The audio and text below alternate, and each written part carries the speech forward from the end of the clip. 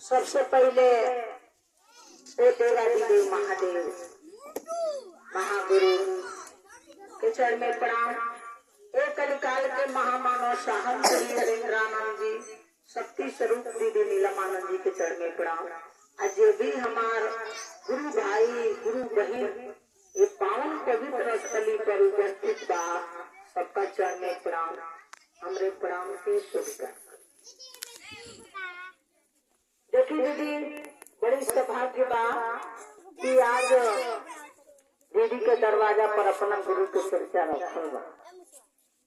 जहाँ भी अगर गुरु के चर्चा होला तो जगह धरती धन्य हो जाला, पवित्र हो जाला।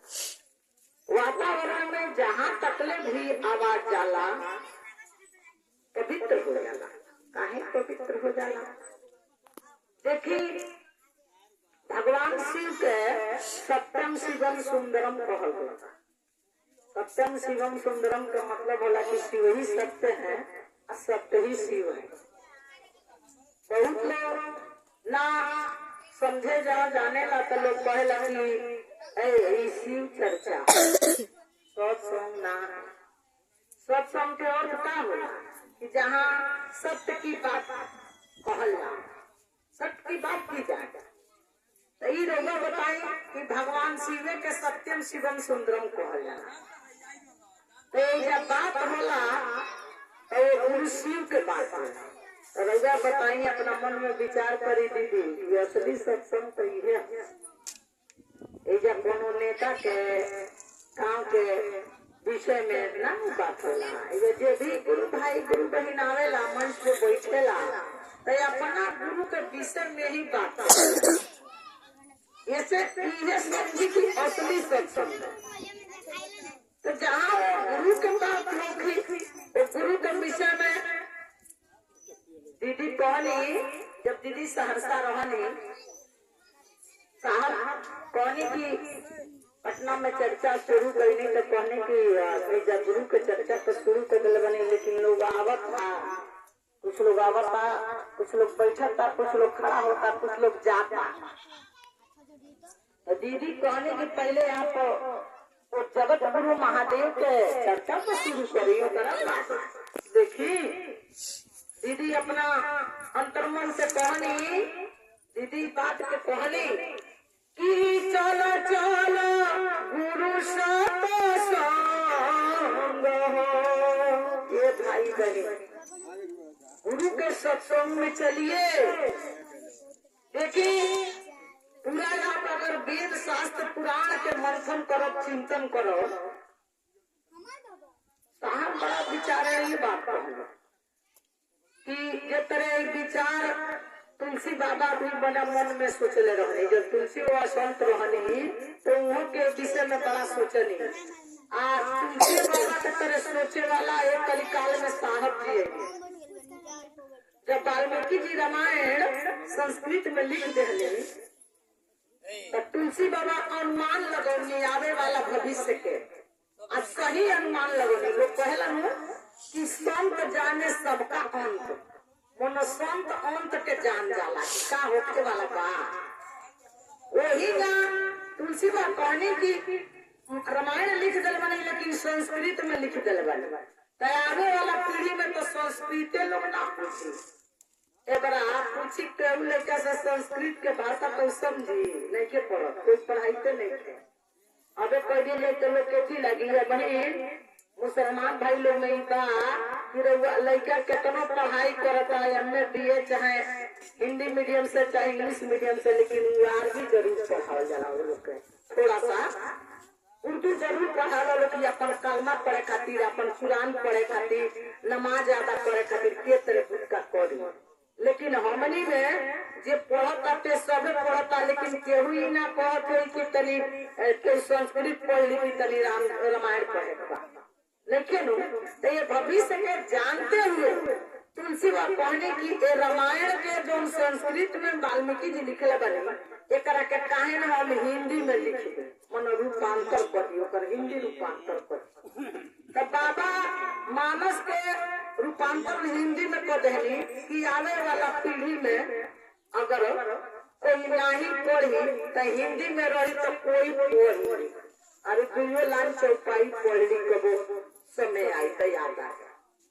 तो बाबा ये बात लिखली सेम बात आज के कलिकाल में दर्शक विदा देखते बने आवत विदा कि कोई नहीं के पढ़ संस्कृत नहीं के पढ़ की वाल्मीकि जी के लिखल रामायण के पढ़ी।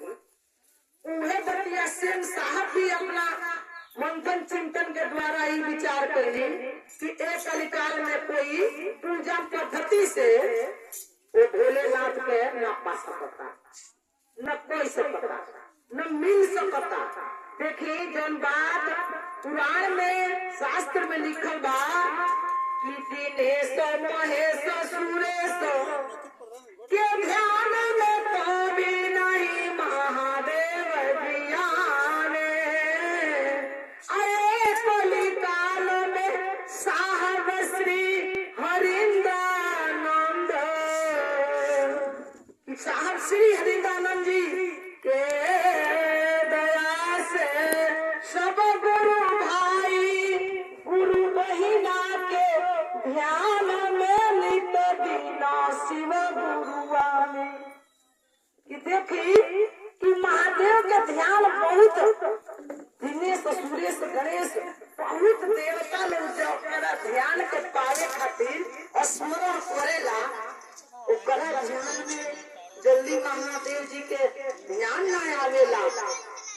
लेकिन आज महादेव जी के साहब जी के दया से गुरु भाई गुरु बहन कितना गुरु भाई गुरु बहन बा कि जब दया मांगेला तो कहेला कि हमरा जब भी आंख मूंद के जब भी दया मांगी लेना तो लागेला कि भोले बाबा के तस्वीर आ जाला।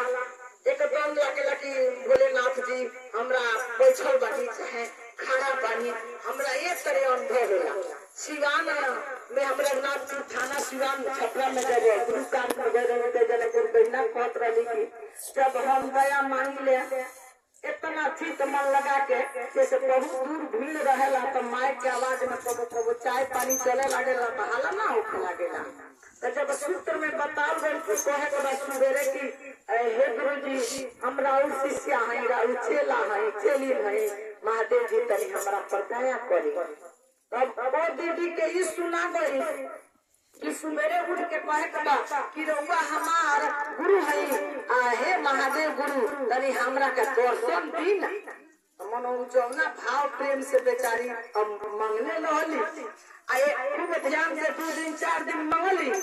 अब 5वां 6वां दिन देखा तरी कि जब भी है ना ध्यान से हाथ पसार के ध्यान लगाओ तो सीधे समर गुरु जी ठाड़ा हो गई। और बता जब देखली तो जीव सक पका गई सका गई। और कहली कि ना ही नहीं कहत रही चल जा चल जा चल जा जा जा जा ई नहीं कहनी है जा जा जा। मनो उनका अब एकदम हवा गई।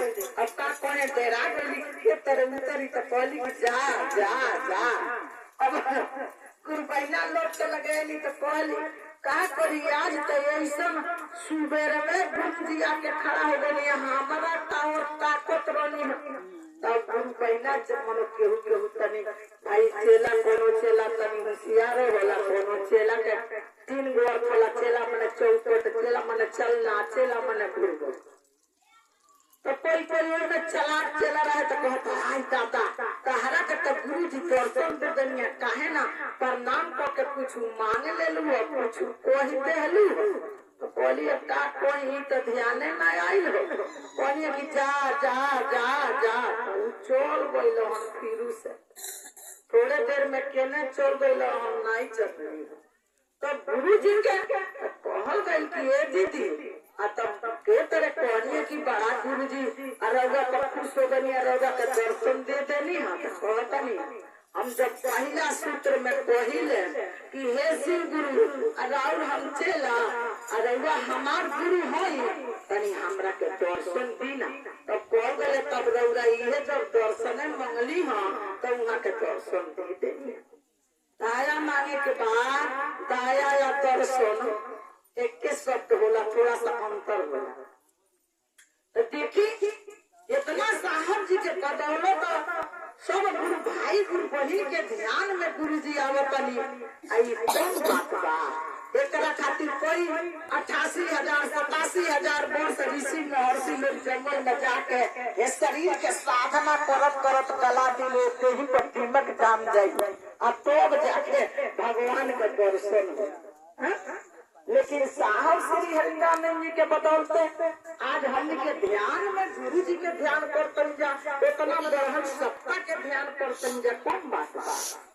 साहब एक बाती के अनुमान लगा के कहनी जब जौन बात मैया पार्वती पुराण में लिखल बा कि बाबा से कहली कि हे भोलेनाथ हमरा बड़ी चिंता रहा लोग के पास।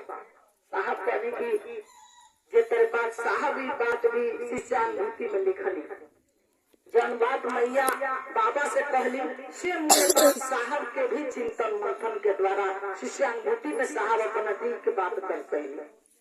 कहली जब बाबा से मैया कि त्रेता में लोग जब कलिहल द्वापर में तब कलिहल और सतयुग में लोग पूजा पाठ कलिहल लेकिन कलयुग के लोग न पूजन करी न पाठ करी न जप करी न तप करी सारा दुनिया बिजी बा। कोई मोबाइल में बिजी बा, कोई बतियला में बिजी बा, कोई घुमला में बिजी बा, कोई तकला में बिजी बा।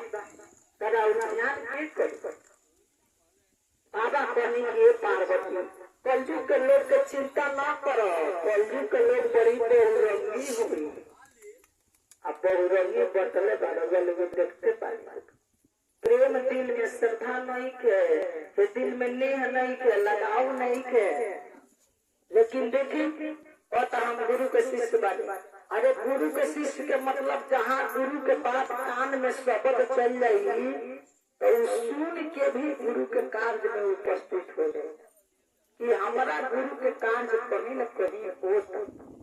आजकल के भाई बहन के देखी इतना इस साधुवाद की चीज हो ये महादेव जी के चर्चा के बखान कई हमारे रउरा बस के चीज नहीं है। महादेव के चर्चा हमने के कौना खेत के मुझे वाली सब वेद पुराण में लिखल बा कि 70,000 शिष्य के साथे लेके महादेव गुरु के चर्चा सिंगली पर्वत पर महादेव जी के पहला चर्चा था। दूसरा चर्चा रामचरित्र मानस में तुलसी माँ कहली। तुलसी माँ पढ़ल लिखल ना रहनी लेकिन वहाँ के जब मन में भाव आई गुरु से प्रेम भाई वहाँ के गुरु से जोड़े के बाद के बताओ नारद बाबा कहनी कि कितना भी आदमी योग्य होके समझदार होके लेकिन बिना गुरु से रिश्ता बनौले बिना गुरु से संबंध बनौला कोनो चीज सुलभ ना होला। मानस में लिखनी बाबा कि बिनु सत्संग विवेक न होई गुरु कृपा बिनु सुलभ न होई कि बिना गुरु के कृपा के कोनो चीज सुलभ ना हो। जबले वहाँ के दया ना होई तबे कोनो सुलभ ना हो। देखी बाबा जब ये बात कहनी तो पानी की देखो पार्वती अगर कलयुग के लोग जो तप ना कर पाई लेकिन है जिह्वा से मन है अपना मुखार बिंदु से अगर प्रेम से श्रद्धा से एक बार जो हमारा नाम अपना मुख से ले ली तब कलयुग नाम एक धारा सुमिरी सुमिरी नर उतरहु पारा कि अगर सुमिर ली याद कर ली तो भवसागर से पार हो जाए। अश्यम बतिया में साहबे पानी कि ना जब तक तो पाए तब मंत्रहीनम क्रियाहीनम सब चीज भगवान महादेव गुरु के आगे समर्पित भाव हो जाइए। अब कह जाए कि हे गुरु जी हम तो कुछ नहीं जानत न पढ़े के न लिखे के। अरे भक्ति भाव भजन ना जानी न जानी चर्चा करे के हम तो फंसी गईली कंठी माला लेके के गुरु जी कुछ जानत नहीं कि बस है माला रुद्राक्ष के जनता ले बानी लेके रउआ में फंसल बानी रउआ शरण में लागल बानी लेकिन कुछ जानत नहीं थी तो उतने पर महादेव गुरु के दया हो जाए। साहब लखौनी बाती के अरे लखी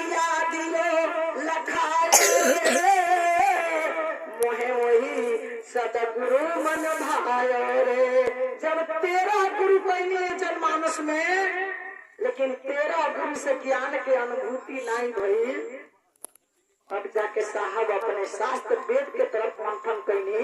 पुराण में भी लिखल बा कि गुरु ब्रह्मा गुरु विष्णु गुरु देवो महेश्वर गुरु साक्षात परम ब्रह्म तस्मै श्री गुरुवे नमः। पुराण में एक बात लिखल बा कि सांस क्रिया के माध्यम से भगवान शिव ब्रह्मा या विष्णु के 4 गो वेद 6 गो शास्त्र 18 गो पुराण के जब ज्ञान देवे लगनी, तो ब्रह्मा विष्णु हाथ जोड़ के कहलो कि संभवे गुरुवे नमः, संभवे गुरुवे नमः। स्वयं भूमि से आने वाले आप ही तो स्वयं गुरु हैं। आई वेद में भी लिखल बा शिवाय च शिवाय च, यानी शिव ही जगत का। ये हमरा लोग कहे वाला नया बात नहीं है। बड़ा गांव में लोग कह रहे शिव चर्चा वाले नया बीमारी लेके आई बड़ो लोग का कहे ला लो शिव के गुरु बना ले। एक बात जाला लो न वेद न शास्त्र न पुराण न कथा न प्रवचन न कोनो कहानी खाली कहे ला लो शिव के गुरु बना ला। ये बतिया सिवाने में चर्चा होता रहता। परमेश्वर पांडे जब बना सिवान में कहले कि ऐसी चर्चा वाला गुरु भाई लोग का कहे ला लो। तो एक दिन 4 बजे भोर में उठ के रामायण पढ़त रहले, तो देखले रामायण के चौपाई में कि तुलसी लिखले बनी कि मंगल भवहु अमंगल हारी अजपत नाम उमा त्रिपुरारी। कोने बाप रे बाप, अरे दादा रे तो असली बतिया है शिव चर्चा वाला पता होता है सब का। अब जे सांझे बिहान में त्रिपुरारी के नाम चौपेला तो मंगल ही मंगल हो जाला। अगर कोनो अमंगल भी आवे के रहेला तो महादेव के दया से टोल जाला। आई ये बतिया तो इसी चर्चा के गुरु भाई गुरु बहन लोग जे जानता जे गुरु से प्रेम हो गइल बा, जकरा गुरु में विलीन हो गइल बा, आ जे गुरु के समर्पित भाव से हो गइल बा, ओकरा गुरु के ज्ञान हो गइल बा, तो सही बात बताता कि महादेव गुरु से प्रेम करो और उनका नाम सांझे बिहाने जपत रहो। असली बात तो ये बताले गुरु बहिना तनी हमरा नाम के घोषणा कराई ना, हमरो के महादेव के चेला बना। अरे हमारो के चेला बना ले बाबा, बिगड़ल भगिया सुधार दो बाबा। सच में बिगड़ल भाग सुधर जाला।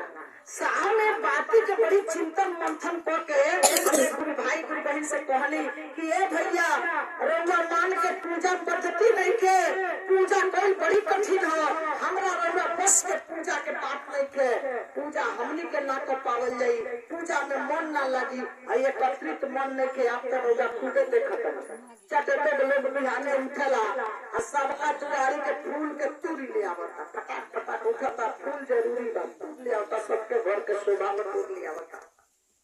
लोग फूल लगवाले बा अपना चुरारी के शोभा। अब कोई उठता बिहान ही फूल तुर के लिया के धरेला जल्दी जल्दी, अब फट दे नहाला तू अगरबत्ती जल्दी धरावेला, पूरा घर के फोटो पर दिखावे लगेला। तो नहीं तक दे, तो नहीं तक दे दिखाओ करेला, धमकाओ करेला भगवान मने मन लिया के पट दे खोज दे। बताई पूजा में मन लागो, लेकिन के मोबाइल के घंटी बाजी तो वो जल्दी उठा के हाँ बस पूजा करा ताली। कहाँ दिल में पूजा ध्यान पाते दीदी, सच बात बाकी ना आप खुदे अनुभव करें। साहब बनी की पूजा पद्धति भी हमने के बस के चीज नहीं के, हमने के बस कर जाता मन नहीं के, मन विचलित बात। तो एकरा खातिर साहब जी बड़ी अच्छा बात बतौनी कि सुना गुरु भाई गुरु बहिना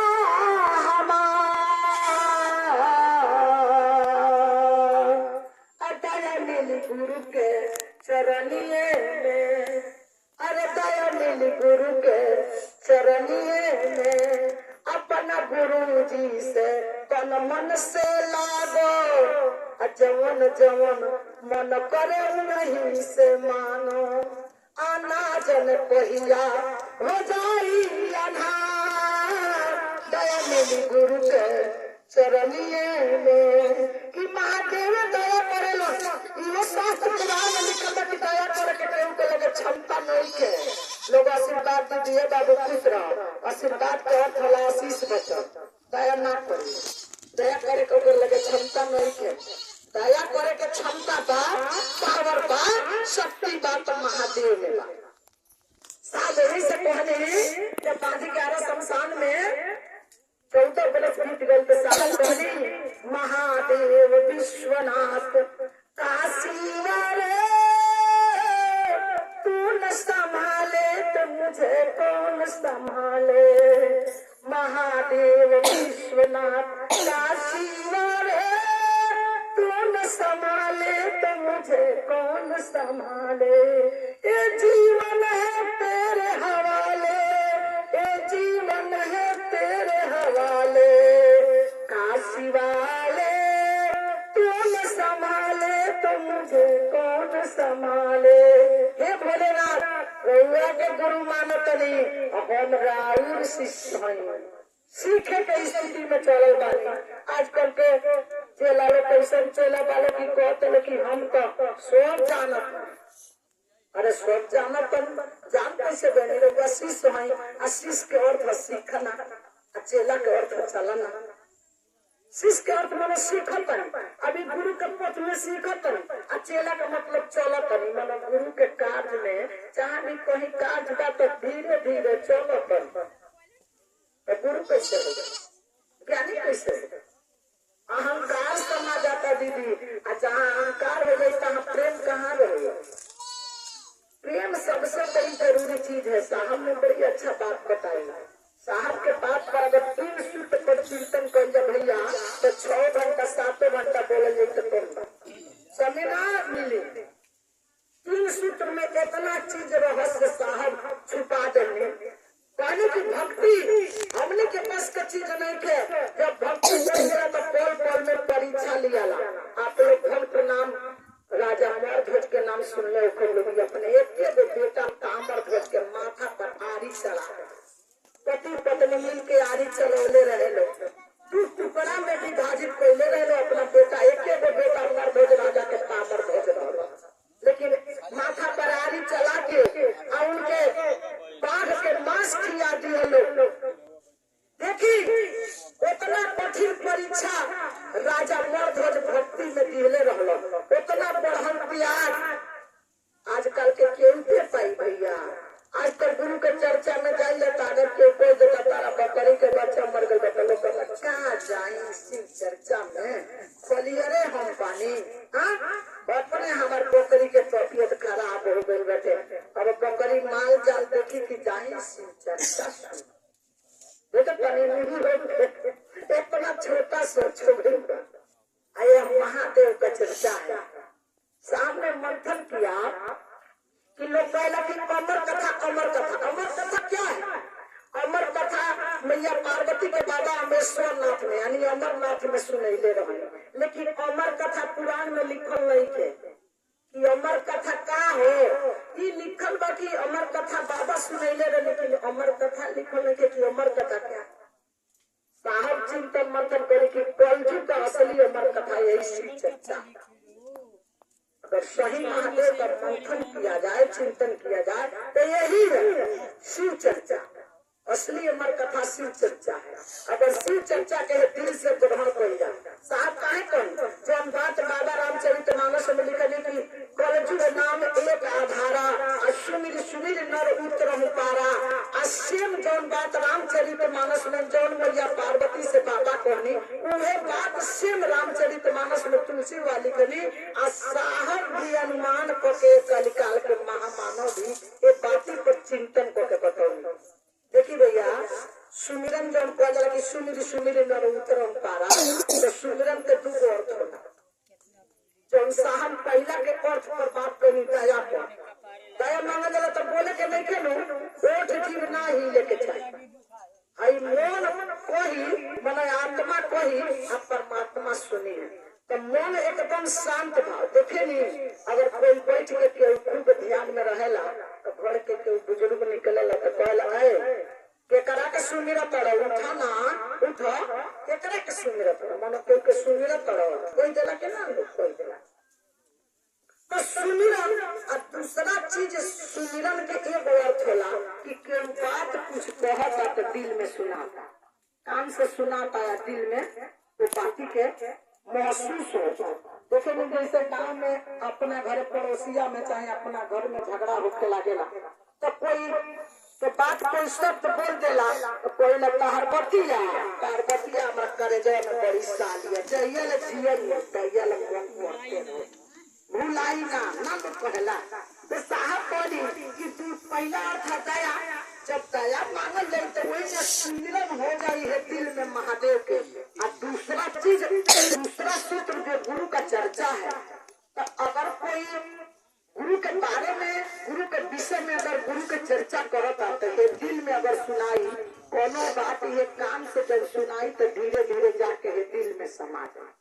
भैया क्या कौन कि जब जब आवेला शिव गुरु के याद कलेजा उहकेला कि जब जब आवेला शिव गुरु के याद कलेजा उहकेला कि शिव गुरु हमरा घरे अइती हम पर दया बरसैती रही रही जिया तरसेला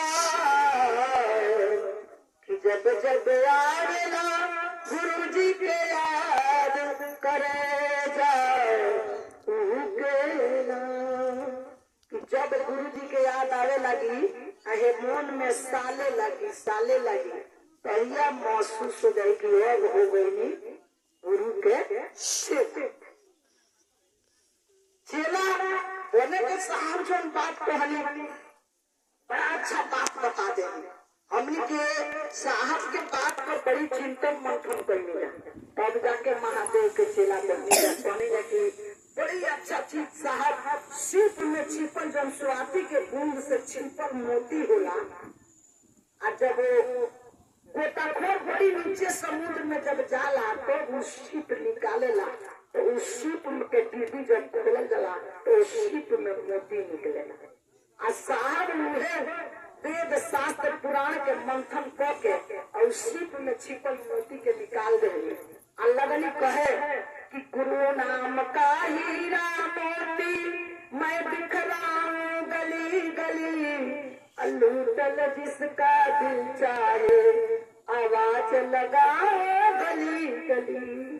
तो जिसने लूटा इस मोती को वो तो माला माल हुआ फंसा रहा जो माया जाल में देखो रे कंगाल हुआ। तो सीप के मोती साहब हमने के कहनी ग्रहण करे कहनी के भैया दीदी अरे भैया शिव के ए बहिना शिव के गुरु बनाई लो कराई लो घोषणा शिव जगत गुरु हुआ जनला जानवा हम नहीं की कोहत को है बेटवा पुराना कि नया बात कोनो भी नहीं की बताओ ये हमने के एक पुराण में लिखल बा कि शिव जगत के गुरु है आदि है अनंत है गोचर है वे महादेव जी घटघट के पासी है। हमने के अपना महादेव के तरफ चले के बाद वेद में शास्त्र में पुराण में जब बात लिखल है साहब मंथन चिंतन करके कहने कि हमने के होश के समय देखे कि अपन वेद पढ़े शास्त्र पढ़े पुराण पढ़े रामचरितमानस पढ़े 5 पन्ना 6 पन्ना के हनुमान चालीसा बा उ तो जल्दी कोई के पढ़े के सांसे नहीं के तो वेद पुराण के तो साहब सही बात बता देने गुरु भाई गुरु बहना लोग से एक कलयुग के जनमानस के लोग से कहने कि धल सीधा बात है डबरिया साहब दीदी के आयु खबरिया खबर भेजवा देनी शिष्यानुभूति के द्वारा सूचना संदेश साहब भेजवली कि धल सीधा बाई है डबरिया साहब दीदी के आयु खबरिया। तो कोई महादेव कहे कोई गुरुदेव कहे कोई आदि गुरु कहे कोई जगत गुरु कहे। अब कोई सीधे कह लगी है महादेव हम पहिले बाप महतरिया ढल सीधा डगरिया कि रास्ता बतौनी की डगर एकदम सीधा बा, यही डगर के धोलो।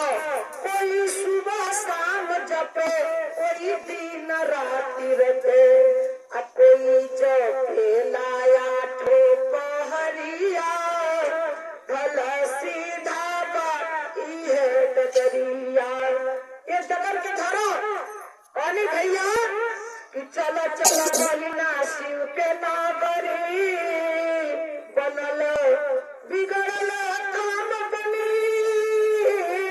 अधल शिव के डगरी। किसी के नगर में चला, चलिए शिव की ओर। हमने कहा कि चलिए शिव की ओर।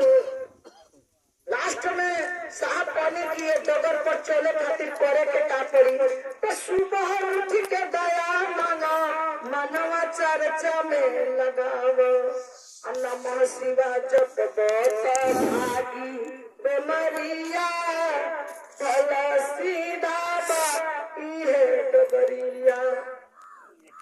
बड़ी आसान डगर बा, महादेव का चेला बन जा। इतना आसान रास्ता साहब ने बता दिया कि यह डगर है, डगर पर चलत रही और सुबह उठ के दया मांगी, मोल चर्चा में लगाई। क्या करा अपना गुरु जी के नौ के उनके बातचीत में ना रही, कोई के फेरा में ना रही, गुरु भाई गुरु बहन के भी फेरा में नहीं के रहे के, अपना गुरु से प्रेम करे के बाद साहब बोली कि अपना गुरु जी से तन मन से लागो, जमन जमन मोह करे नहीं से मांगो। कि अगर तारा कोनो चीज के कमी बा, धन के दौलत के बेटा के बेटी के, तो महादेव के आगे मांगो ना, उन्हें देवे वाला हमें। उनका नाम है देवाधिदेव। देवाधिदेव के और खोला कीजिए देवे वाला हो। देवे के सबके काम तो ये कहलवार वेद उठेबू, शास्त्र उठेबू, पुराण उठेबू। तो देखो ब्रह्मा जी को वेद दे दिए, वेदों के हितकारी, लक्ष्मी जी सुदर्शन चक्र दिए भगवान विष्णु को, लक्ष्मी जैसी सुंदर नारी।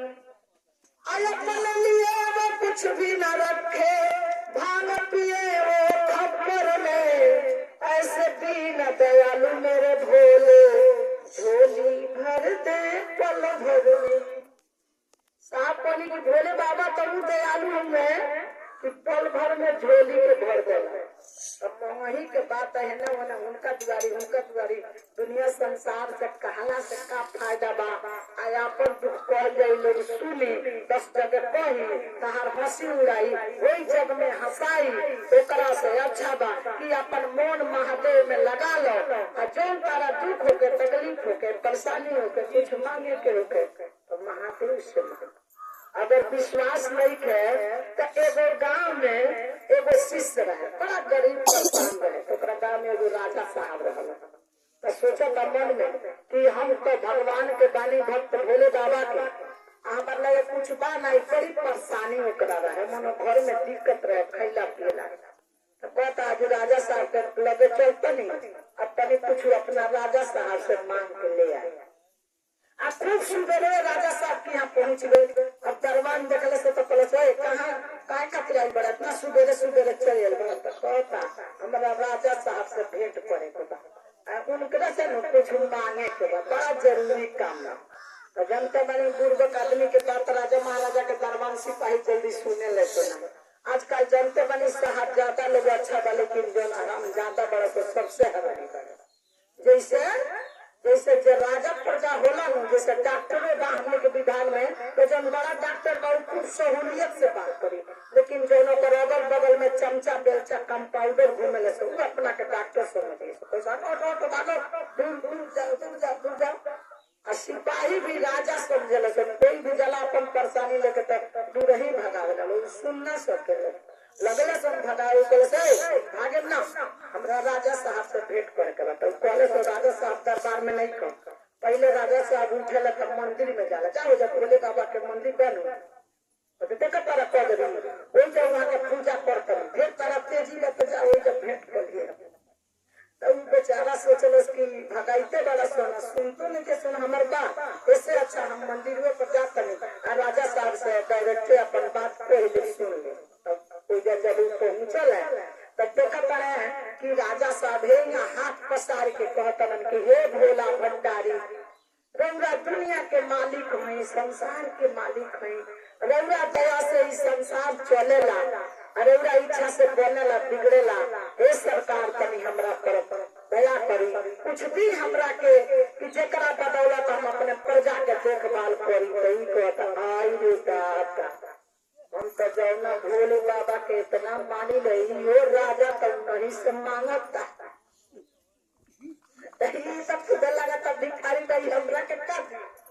अरे ये तो भोले बाबा से ही मांगता ना मंदिर में जाके, तो एक तरह से अच्छा बात इनका से काम मांगी काहे न जाके हम अपना भोलेनाथ से ही मांगे। हे महादेव तनी हमरा पर दया करो, हमरे के कुछ दो। ऊपर वाला जब देला तो छप्पर फाड़ के देला। साहब बोले कोनो भिखारी के काम में के प्रति कहा से पकड़े जो गए भैया दीदी से हाथ पसारे देगा। महादेव महादेव जो दुनिया संसार का मालिक है ओकर काम करत रहो, देवे वाला उन्हें कोई से तारा का दे दी है। बस भाई ईमानदारी जिम्मेदारी से पहले मनसा वाचा कर्मणा से उनका कर्म काम करके तो देखो। आपका पानी कि ये भैया शिव के गुरु बना के देखिला, ए बहिना शिव जी के गुरु बना के देखिला, तहार होई बेड़ा पार आजमा के देखिला। भैया बोले कि नहीं के विश्वास तो पहले आजमा के देखिए। 11 दिन से 21 दिन ले मनसा वाचा कर्मणा से 3 सूत्र के पालन को के देखिए। साहब हरिंदर जी बताई देली रहिया, रहिया पर चले के तैयार हो खबू कहिया। अरे शिव जी के गुरु बना के देखिले, कहर होई बेड़ा पार आजमा के देखिलो। साहब मंच से ऐलान कर दिया कि अपनी किस्मत को आजमाओ और महादेव को गुरु बनाओ। कि एक बार बना के अब मन से दया मांग के तो देखी, वह दिलवाला है, कभी के उनका दरबार से खाली नहीं जाला, सबके दे देना सब। लंका के रावण एक बार कहले हे महादेव जी हमरा के सोने के लंका जहाँ सोने के घर में के तहाँ हम जन्म ली और उन के मालिक हो जाई, तीनों लोग के हमको मालिक बना दो। एक क्षण में रावण के बाबा तीनों लोग के सुख दे देला। कलम के लेके जा, तारा जोन बदौलत हुई जोन इच्छा हुई तार सब इच्छा पूरा। तो भोले बाबा तो दानी नहीं महादानी है, दानी नहीं मतलब महादानी कहल जाला। महादानी के मतलब बोला जो सब कुछ देवे वाला होते। आशुतोष पल भर में खुश हो जाएगा। वही सब दयालु देवता के बाद उतना भारी सत्ता से लगाव करे के जुड़ाव करे के उनकी ओर जाए के साहब जी कोई जनी आसान बात समझो करने लगे। लोग समझता कि वो भजन हो जाए, धम धम ढोलक बाज जाए, लोग समझता ये तुम्हारे शिव चर्चा, शिव चर्चा वो नहीं होती। शिव चर्चा बड़ी बहुत मार्मिक शब्द है। अब आपसे विषय में कितना बताओ जा कि साहब जो चीज रतन हमारे बीच में दे दिले बानी, तो शास्त्र वेद में आप जब पढ़े मंथन करो चिंतन करो तो इतना कीमती चीज है गुरु का चर्चा। गुरु के विषय बातचीत करना आसान बात नहीं है। दिल से सुनो, कान से श्रवण करो। अभी पुराण में भी लिखा बा कि श्रवण मात्र से आदमी के जीवन भव सागर से तर जाला, 100 जन्म के पाप कट जाला। साहब कहने की अगर हमने के महादेव के शरण में बानी जा तो आने वाला भी पीढ़ी के तार पली जा, बीते वाला भी पीढ़ी के तरन तारा कर देते। जटाए भागीरथी महाराज जी महेश्वर शिव गुरु के वो महादेव का स्मरण करके अपने 60,000 पूर्वज के तार दे पहले उनके पूर्वज लोग ना ब्रह्मा जी के तपस्या करे। उन लोग जाने लगे कि ब्रह्मा जी के कमंडल में गंगा जी बाड़ी, तो जब ब्रह्मा जी के हमने के खुश कर जाई तो वो अपना कमंडल से गंगा जी के छोड़ दी है, तो गंगा जी यहाँ तक तरंता रहा। लेकिन भागीरथी ने दिमाग लगाया कि नहीं, ब्रह्मा जी के तपस्या करने से गंगा जी नहीं धरती पर आएंगे, वो महादेव जी के तपस्या कैले एक पैर पर खड़ा होकर 12 वर्ष तपस्या किए के महादेव जी। तब महादेव जी जब प्रसन्न भइली कहली कि ये भागीरथी तहार का इच्छा बा, इतना तहार पूर्वज ले राजा सगर रघु उनके बेटा सारी लोग तरत गई जब हिमालय में जालो आ तपस्या करे लो, ब्रह्मा जी के तपस्या करो ब्रह्माय नमः करते करते वही में गल जालो। भागीरथी तीसरा पीढ़ी के पुत्र होंगे राजा सगर के।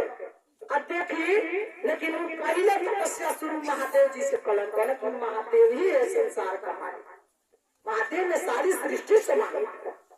तो वो महादेव जी के तपस्या कर महादेव जी प्रसन्न होकर जब कहने के लिए भागीरथी तहार का इच्छा बा तो कहला कि हमारा इच्छा ये बा कि हमारे 60,000 पूर्वज कपिल मुनि के आश्रम में उनके जल के भस्म हो गई डाले उन के तरंतारा जब उनकी जब गंगा जी वो लोग स्पर्श करिए तो कहने भोले बाबा कि जा अब ए बेरा बताओ तनी हम कि जा ब्रह्मा जी से कह दिया कि अपना कमंडल से गंगा जी के छोड़।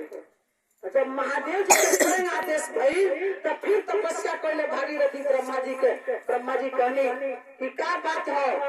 तब महादेव जी के आदेश भइल बा वहाँ के कहनी कि रउआ अपना कमंडल से गंगा जी के छोड़। पहले गंगा जी भगवान विष्णु के चरण में रहे, लेकिन जब पावना अवतार भगवान के भई तो जब 3 एक जमीन न बनी तो एक जमीन में स्वर्ग में चल के बस उनका चरण से गंगा जी के धोकर ब्रह्मा जी अपना कमंडल में रख ले। तो ब्रह्मा जी कमंडल में गंगा जी चल गए। आप देखी चारों तरफ से घूम के कमंडल से फिर गंगा जी आके महादेव जी के जटा में समा गए। अब तब महादेव जी के जब जटा खोल के बैठे या गंगा जी जब बेग से चलनी तो कहली की सृष्टि के तहा पहाड़ उनके साध धरती पर ले जाके कैसन साध पूरा करे। लेकिन जब बोली तो महादेव जी के जटा में झुरा गई खूब हिम्मत करे एक बूंद इस जटा से निकलना पड़ी तो बड़ी बाप रे बाप। अरे करेगा तो हमारे गुरु बानी है सरकार चरण पर गिर गए। बाबा अपने एक जटा से गंगा जी का निकलने और भागीरथी जी के पीछे लगने कहने कि भागीरथी के पीछे पीछे जाइए कहीं उन्हें बहे के नहीं जितना आदेश बा उतने करेगा। तो भागीरथी के पीछे से सबसे पहले गंगा जी कपिल मुनि के आश्रम में आई और उनके 60,000 पूर्वज के तार